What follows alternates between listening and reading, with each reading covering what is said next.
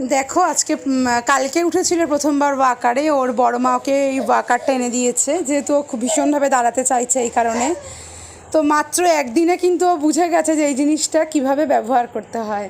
তো দেখো কালকে রাতের বেলা বাড়িতে এনে একবার বসিয়েছিলাম, আর কালকে ওর বম্মার বাড়িতেও একবার বসেছিল।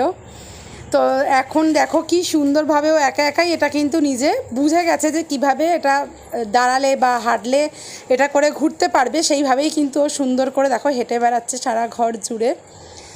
তো এই এত সুন্দর জিনিসটার বম্মা ওকে কালকে এনে দিয়েছে, জ্যাঠার বম্মা গিয়ে এনে দিয়েছে।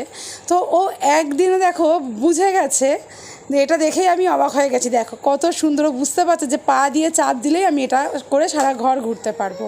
আর এইভাবে সকাল দিয়ে আজকেও এতে করে সারা ঘর ঘুরে বেড়াচ্ছে। তো ভাবলাম যে এই স্মৃতিটা তুলে ক্যামেরাবন্দি করি, তোমাদের সঙ্গে একটু শেয়ার করি। তো তাই তোমাদের সঙ্গে শেয়ার করলাম। তো দেখো কেমন লাগছে। দেখো